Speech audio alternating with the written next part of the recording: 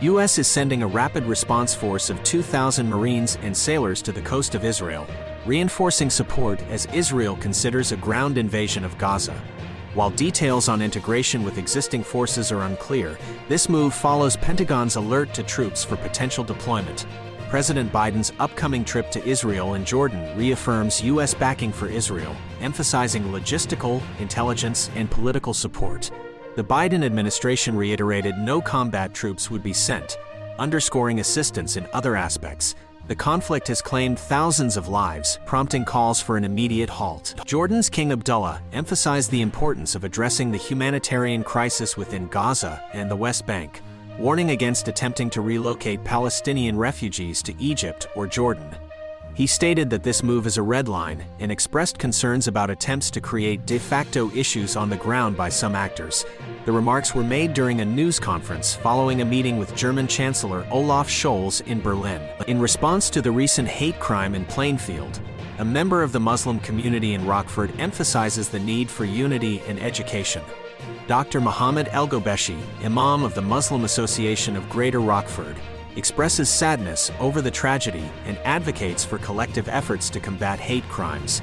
He calls on political and community leaders to educate people about equality and the right to live without fear, especially during times of conflict.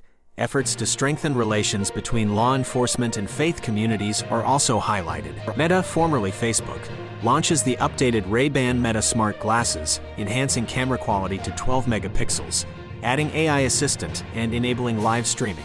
The glasses offer voice-controlled features and improved audio quality. Despite feeling somewhat like a novelty, the upgrades enhance usability, appealing to content creators. The glasses resemble regular Ray-Bans, featuring 2 styles and wireless charging. While still facing privacy concerns, Meta's enhancements make the product more compelling, especially for existing Meta platform users and creators. Priced at $299 to $329, the glasses aim to blend fashion and technology seamlessly. The Committee to Protect Journalists, CPJ, has reported that at least 15 journalists lost their lives in the initial 10 days of the Hamas-Israel war, an exceptionally high number in such a short span. The casualties included 11 Palestinians, primarily from Israeli airstrikes, 3 Israeli journalists killed in Hamas attacks, and 1 Lebanese journalist, blamed on an Israeli missile strike. Many journalists worked as photojournalists or videographers, aiming to document the crisis, with the majority of casualties occurring in Gaza. Press freedom advocates emphasize the protection of journalists under international humanitarian law and call for an end to military practices affecting civilian lives, including journalists. India's top court has refused to legally recognize same-sex unions, denying campaigners the right to marry under Indian law. However, the court emphasized LGBTQ rights to be free from prejudice and discrimination. The ruling called for ensuring the LGBTQ community isn't discriminated against due to gender identity or sexual orientation. While recognizing LGBTQ relationships, it denied legal entitlements attached to marriage, urging the government to evaluate discriminatory laws.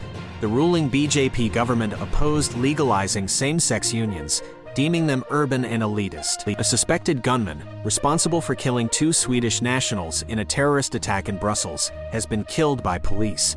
The attack occurred during a Euro 2024 soccer qualifier game between Belgium and Sweden, prompting the evacuation of the stadium. The assailant claimed inspiration from the Islamic State, targeting Swedish victims. Belgium raised its terror threat level to the highest, and security measures were tightened at the Franco-Belgian border.